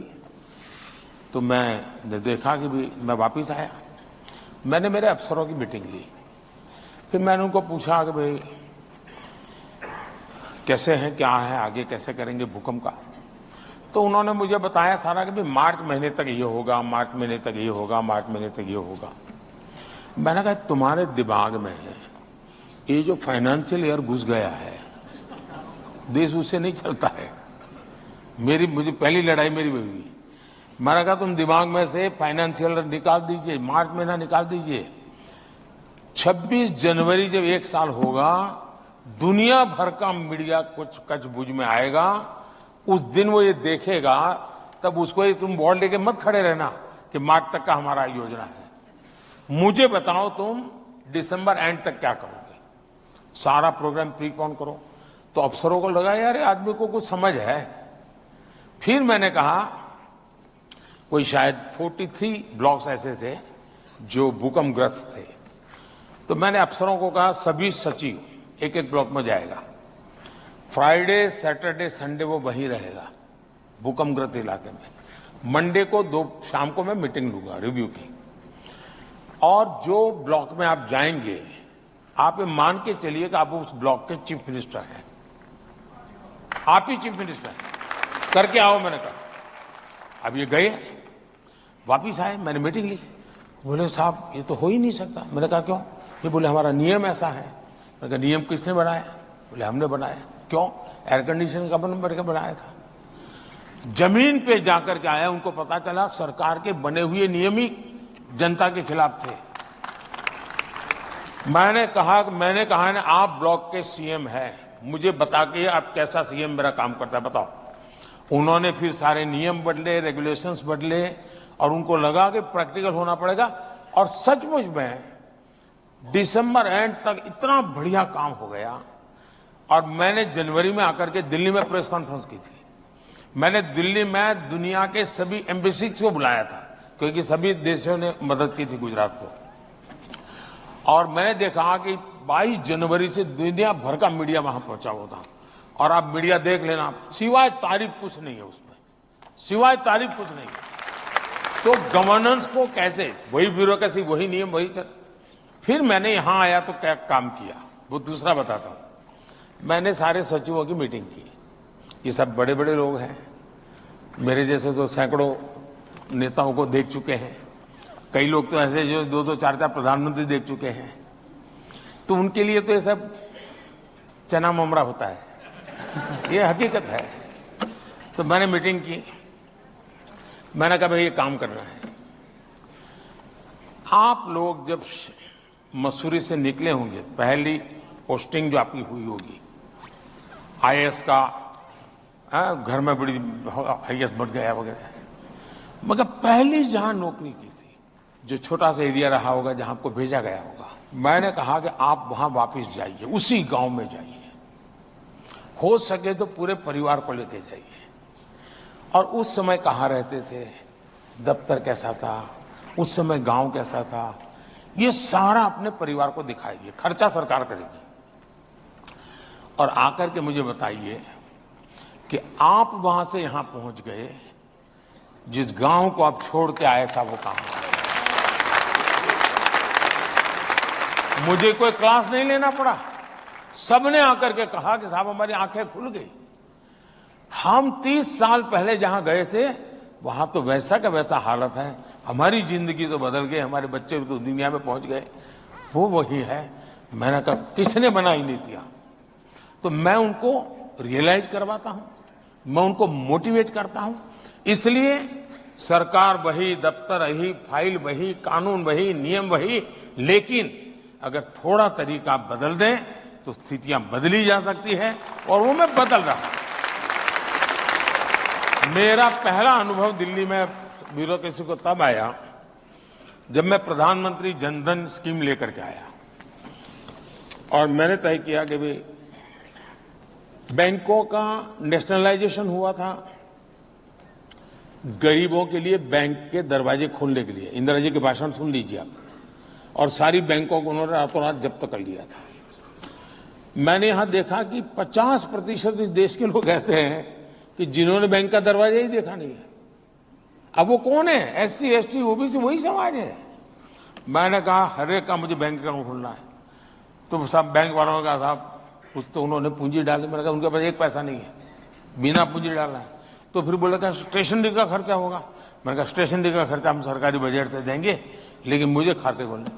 लेकिन बोले साहब हम घोषणा कर देते हैं, जो भी आएगा। मुझे आएगा नहीं, ढूंढना है, किसका खाता नहीं खुला उसके घर जाना है, ढूंढ के लाओ। खैर मैंने सब बताया। हमारे अरुण जेटली जी फाइनेंस मिनिस्टर थे, अब वो यहीं से पले बड़े थे, आप ही के बीच में, तो उनकी दुनिया तो अलग ही थी। तो उन्होंने कहा मोदी जी सब नीचे तक। मैंने कहा ऐसे नहीं भाई, मैं हर हफ्ते मीटिंग लूंगा, और मैं कहा आपको भी बैठना होगा। तो करीब 30-40 अफसरों को हर हफ्ते मैं बुलाता था, बताओ भाई आज कितने अकाउंट खुले, कौन सी बैंक का कितना पा। अरे बोले साहब प्राइम मिनिस्टर ये कैसे करता है। मैं कहा ये प्राइम मिनिस्टर ऐसा ही है। और पहली बार भारत सरकार के अधिकारियों को पता चला कि काम करने वाली सरकार का मतलब ये होता है। और फिर मैंने बैंक के लोगों से बातें की। मैं एक एक ब्रांच को फोन करता था जी कि भाई बताओ तुम्हारे यहाँ काम क्यों ढीला है। कोई अच्छा करता तो उसको फोन करता, यार तुमने बड़ी मेहनत की, तुम्हारे इलाके के तो सारे बैंक अकाउंट खुल गए, कैसे किया। तो मैं करीब 3 महीने उसमें लगा रहा, और आज मुझे गर्व है कि मेरे देश के हर गरीब का बैंक में अकाउंट है जी। और उसके कारण ये डायरेक्ट बेनिफिट ट्रांसफर हुआ है जी। अगर वो न होता, अच्छा जब मैं पहले खाते खुलवाता था तो लोगों को लगता था यार मोदी जी के दिमाग में किसी ने भर दिया है। उनको मालूम नहीं है कि मोदी की डिजाइन बहुत लंबी होती है। उस समय सिर्फ खाते खोलता था, मैं आज उसकी जिंदगी बदल रहा हूं उसके माध्यम से। और आज लाखों करोड़ रुपया बैंकों के उनके नाम पे जमा है जी, जो कभी बेचारे घर में अनाज के अंदर छुपा करके रखते थे पैसे, और कभी पति की आदत, ये दिल्ली जैसी सरकार हो, किसी को शराब पिलाने की आदत डाल दी हो तो वहां से वो पैसे भी मार लेता था। तो मैंने कईयों की जिंदगी बचाई है जी। उन्होंने तो अच्छा किया था, एक के साथ एक बोतल फ्री। इसका कारण है कि उनको हर बोतल पे पैसा कमीशन मिलता है। भ्रष्टाचार उनका बोतल पे है। और इसलिए वो फ्री देने में कमीशन उनका तो पक्का है। वो ये कहते हैं कि बाकी जगह तो नोटों की गड्डियां मिलती हैं, मेरे यहाँ एक चवन्नी भी नहीं मिली। ऐसा है कि वो अफसर रहे हुए, इसको मालूम है कि सरकार किस प्रकार से करते हैं, उन चीजों की वो तो घेराबंदी कर ही लेंगे। जो अनुभवी चोर रहता है ना, उसको बड़ी सुविधा रहती है। जो सरकार में रहा हुआ अफसर होगा उसको मालूम होगा ईडी ऐसे जाएगी, सीबीआई ऐसे जाएगी, पर इतनी चीजों को चौक चौकन कर लीजिए फिर प्रॉब्लम नहीं होगा। ये सोच के रखता है जी। जैसे आप लोग हैं इतने सालों, कोई भी पॉलिटिकल लीडर आएगा तो आप आराम से तय कर सकते हैं कि ऐसा करेगा। जनता में से 2-3 सवाल हमारे पास में है। सुधीर सेठ का एक सवाल है। सुधीर सेठ, मेरा सवाल है, जो आपके परिवार के सदस्य एनआरआई बाहर रह रहे हैं, उनका बार बार हमें पूछना होता है कि इतनी ज्यादा इन्फ्लेशन को कैसे कंट्रोल किया इंडिया ने पोस्ट कोविड और इतनी वॉर्स के बाद भी। वो कह रहे हैं कि जो दूसरे मुल्क हैं वहां जो लोग रहते हैं वो इनको कहते हैं कि भाई हमारे यहाँ तो इतनी महंगाई है, यूरोप में, अमेरिका में, ये मोदी जी ने कैसे कंट्रोल करके रखा है।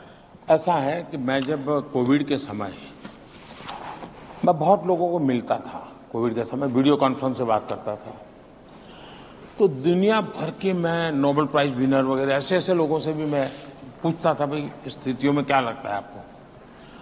और मुझे, और यहाँ आपने देखा होगा जो लोग आज उद्योगपतियों को गाली देते हैं, उन लोगों ने कोविड के समय बयान है कि आप उद्योगों को पैसे दो, उनके बयान है। उनके थियरी ये था कि नोट छापो और नोट बांटो वरना देश बचेगा नहीं। अब ये एकेडमिक वर्ल्ड के ये इकोनॉमिस्ट लोग थे, नोबेल प्राइज विनर लोग भी मुझे आकर के भी मिलते थे। मैंने कहा मैं ऐसा कुछ नहीं करूंगा, मैं न नोटें छापूंगा न मैं नोटें बांटूंगा।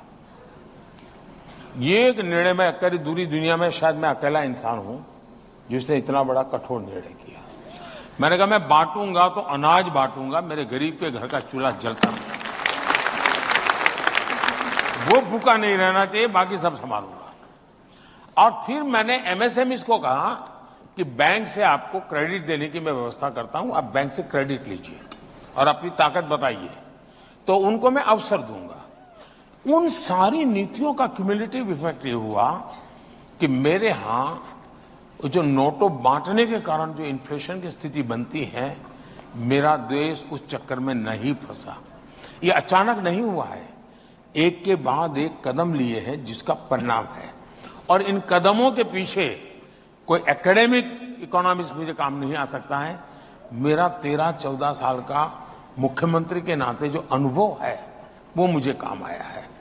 मैं आपको हैरानी होगी जान करके, हिंदुस्तान में शायद नेशनल लेवल पे मैं अकेला एक ऐसा लीडर हूं, शायद, मैं शायद कह रहा हूं, जिसने इस देश के कम से कम 90% डिस्ट्रिक्ट्स में रात्रि मुकाम किया है। इस देश के 90% डिस्ट्रिक्ट में रात्रि मुकाम किया हुआ मैं इंसान हूं, दरी पर सोकर के निकला हुआ इंसान हूं, और इसलिए मुझे जमीनी चीजों की समझ है। और यहां मेरे पास इंफॉर्मेशन के रिसोर्सेज है। इन सबको जब मिलाकर के मैं निकालता हूं, उसमें से एक पॉलिसी बनती है, और उसका परिणाम है कि आज इंदिरा जी के समय सबसे ज्यादा इन्फ्लेशन था हमारे देश में, मनमोहन सिंह के समय आज से भी ज्यादा इन्फ्लेशन था। इतना ही नहीं, अगर लाल किले से पंडित नेहरू का एक भाषण आप यूट्यूब पर जाएंगे, मैं चाहूंगा कि ये गूगल गुरु वाले जितने विद्यार्थी हैं वो जरा यूट्यूब पर जाकर के देखें। पंडित नेहरू का लाल किले का भाषण है, और लाल किले के भाषण पे, वैसे आप इंदिरा जी का भाषण सुनिए, नेहरू जी का सुनिए, राजीव गांधी जी का सुनिए, मनमोहन सिंह जी का सुनिए, इन सब के भाषण में एक चीज कॉमन है, एक गरीबी हटाओ, दूसरा महंगाई, इन सब के भाषण में लाल किले से। और कारण क्या दिया नेहरू जी ने? नेहरू जी ने कारण ये दिया कि महंगाई बहुत है, मैं जानता हूं आपको तकलीफ होती होगी, लेकिन आपको पता है नॉर्थ कोरिया और साउथ कोरिया में लड़ाई चल रही है, उसके कारण हमें जरा महंगाई का मार झेलना पड़ रहा है। ये उस समय उनका भाषण। तब दुनिया का ग्लोबलाइजेशन का माहौल कहीं नहीं था। नॉर्थ कोरिया साउथ कोरिया की लड़ाई से भारत का कोई लेना देना नहीं था। उसके बाद भी भारत की महंगाई के लिए उन्होंने ठिकरा फोड़ा था नॉर्थ कोरिया साउथ कोरिया की लड़ाई में। नेहरू जी का भाषण अवेलेबल है, ये मैं ऐसे नहीं बोल रहा हूं। अभी तो जो लड़ाइयां चल रही हैं उसमें फूड, फर्टिलाइजर एंड फ्यूअल तीनों पर सीधा इंपैक्ट है। इसके बावजूद भी आज दुनिया में यूरिया की बोरी 3,000 रुपये में बिकती है, मेरे देश के किसान को 300 रुपये से भी कम में मिलती है। तो हमने हर चीजों को उस प्रकार से सिस्टमैटिक कंट्रोल किया हुआ है। उसका परिणाम यह है कि देश में ब्लैक मार्केटिंग भी नहीं चल रहा है, देश में स्कैरसिटी की भी समस्या नहीं आ रही है, ठीक ढंग से चला पाए हैं। ये लोग इतनी गालियां दे रहे हैं लेकिन चिपकती क्यों नहीं है? चिपकती इसलिए नहीं कि ये पुराने डायलॉग लेके घूम रहे हैं जी। अब आप पुराने डायलॉग से नई फिल्म बनाओगे तो नहीं चलेगी जी, बेकार में मेहनत कर रहे हैं। हम फाइनल राउंड में हैं, बस 2-3 मिनट में। एक सवाल राजेंद्र टिकिया का है। हिंदुस्तान की राजनीति जो अभी तक देखी है उसमें सोनिया गांधी जी जो कर रही हैं वो राहुल गांधी जी के लिए कर रहे हैं, लालू प्रसाद यादव जो कर रहे हैं वो तेजस्वी यादव के लिए कर रहे हैं, ऐसे ही शरद पवार, ममता बनर्जी, ये सब नेता अपने परिवार, अपने बच्चों के भविष्य के लिए कर रहे हैं। आप जितनी अथाह मेहनत, आपकी मेहनत के मुरीद तो आपके विरोधी भी हैं। हम सब ये आपसे जानना चाहते हैं कि आपके आगे पीछे तो कोई भी नहीं है, फिर आप इतनी मेहनत किसके लिए कर रहे हैं? देखिए, मुझे लगता है कि हर कोई राजनीति में अभी जितने दलों के आपने नाम दिए, ये दल ऐसे हैं जिनमें 3 विशेषताएं कॉमन है ये इंडिया अलायंस में, और उनको जोड़ने का कारण भी है। ये सभी गौर सांप्रदायिक हैं, गौर जातिवादी हैं और गौर परिवारवादी हैं। अब ये हिंदुस्तान में हर किसी के मन में सवाल उठता है, कुछ लोग अलग तरीके की बुद्धि, इतनी एनर्जी लाती कहां से, ऐसे पूछते हैं। कुछ लोग कहते हैं इतनी मेहनत काहे कर रहे हो, क्यों मर रहे हो यार, 10 साल हो गए। मुझे एक नेता मिलने आए थे एक बार, बहुत बड़े लीडर, पहली टर्म में मेरे आखिरी 5वां साल था। बोले मोदी जी प्रधानमंत्री बन गए, इससे आगे क्या होता है दुनिया में, इतनी मेहनत क्यों करते हो, ऐसा मुझे कहा था। क्योंकि उनके एक ही प्रकार की सोच में से देश की राजनीति चली है। मैं समझता हूं कि सब लोग काम कर रहे हैं, मैं भी काम कर रहा हूं। वे भी अपनी आवश्यकता के अनुसार मेहनत करते हैं, मैं भी अपनी आवश्यकता के अनुसार मेहनत करता हूं। वे भी अपने परिवार के लिए करते हैं, मैं भी अपने परिवार के लिए करता हूं।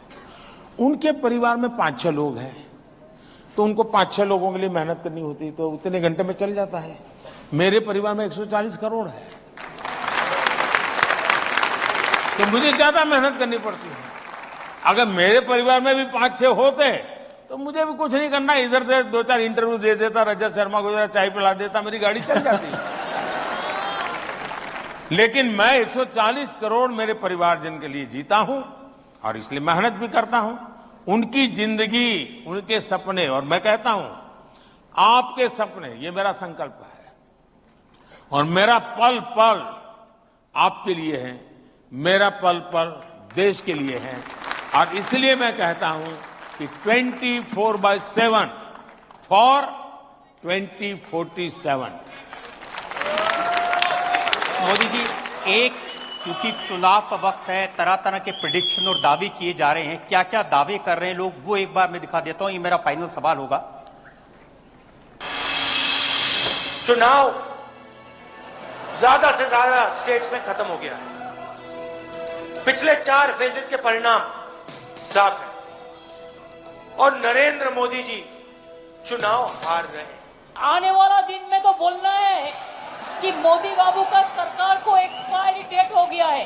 जो 74 की बातें करते थे, अब उन्हें सोचना पड़ेगा कि उनका खाता कहां खुलेगा। एक के अलावा मुझे नहीं लगता कोई खाता खोल पाएगा। आम आदमी पार्टी के सातों सांसद भारी बहुमत से जीत रहे हैं। हमारे जितने भी सर्वे आ रहे हैं। आप एक काम अच्छा किया 2019 की जगह, मैं तो कहता हूं आप 2014 के निकाल दीजिए, यही डायलॉग है। 2019 के निकाल दीजिए, यही डायलॉग है। और 2024 में भी वही डायलॉग चल रहे हैं। और जनता ने भी अपना मिजाज वैसा कि वैसा रखा है कि इनकी शब्दों की कोई असर उन पर नहीं है। और निराशा है तो पहले वो कहते थे कि मोदी 400 पार आंकड़ा कैसे दे सकता है, मतलब कि उसने ईवीएम में कुछ गड़बड़ किया है। अब मैं उनको पूछता हूं कि तुम आंकड़ा कहां से देते हो, तुमने वो कौन से ईवीएम को पकड़ा है बता। अब देखिए उनको, आपने देखो गंभीर से गंभीर पेशेंट आएगा ना तो भी डॉक्टर कहेगा नहीं चिंता मत करो ठीक हो जाओगे। तो उनको अपने कार्यकर्ताओं को जरा दौड़ाने के लिए, मीडिया में जगह बनाने कुछ तो करना पड़ेगा। नहीं आप इतना भी न कर दे भाई। अब 4 जून के बाद बेचारे परेशान हो जाएंगे। 4 जून तक तो जिंदा रहने दो। 4 जून की बात नहीं, अब आपने कहा 2047 तक, तो कह रहे हैं मोदी जी ने बड़ा लंबा प्रोग्राम बना दिया, ये तो कहीं जाने वाली नहीं 47 तक। ऐसा है कि मैं अभी भी मानता हूं कि ईश्वर ने मुझे किसी विशिष्ट काम के लिए भेजा है। परमात्मा ने मेरे लिए किसी पर्पज के लिए भेजा हुआ है, वरना मैं जिस जिंदगी से निकला हूं वहां आने का कोई लॉजिक ही नहीं बैठता है जी। कोई रास्ता नहीं जो मुझे यहां ले आए। ईश्वर ने ही इस काम के लिए मुझे कहा है, मुझे भेजा है, और मेरा मार्गदर्शन भी परमात्मा स्वयं कर रहे हैं। मुझे रास्ता भी परमात्मा स्वयं दिखा रहे हैं। परिश्रम का, पुरुषार्थ का, पराक्रम का जो जज्बा है वो भी परमात्मा स्वयं की कृपा से मिलता रहता है, और उसी को लेकर मैं करता हूं। और मुझे पक्का लगता है कि विकसित भारत 2047 तक का टारगेट ये भी ईश्वर ने ही मुझसे करवाया है, और जब तक पूरा नहीं होगा वो मुझे वापस नहीं बुलाएगा। और आज दुनिया में कहीं और जगह नहीं है मेरे लिए, यही है। क्योंकि हिंदुस्तान को दुनिया के लिए भी कुछ करने के लिए देश का, आप अगर विवेकानंद जी को पढ़ा होगा, श्री अरविंद को पढ़ा होगा, भारत सिर्फ एक देश नहीं है, भारत एक पर्पज को लेकर के देश है जो विश्व कल्याण उसके ही हाथों से होना है। मोदी जी आपके लिए एक व्यूअर ने 4 लाइनें लिख के भेजी हैं। इन्होंने लिखा है, मैं दिया हूं, मेरी दुश्मनी तो अंधेरों से है, हवाएं खामखा मेरे खिलाफ हैं। मैं दिया हूं, मेरी दुश्मनी अंधेरों से है, हवाएं खामखा मेरे खिलाफ हैं। हवाओं से कह दो आजमा के दिखाएं, बहुत दिए बुझाए हैं, एक दिया जला के दिखाएं। मैं बहुत बड़ा आभारी हूं सबका, बहुत धन्यवाद। जो लोग प्रधानमंत्री मोदी की बात से कन्विंस हैं वो खड़े होके हाथ उठा के ताली बजा के समर्थन करें।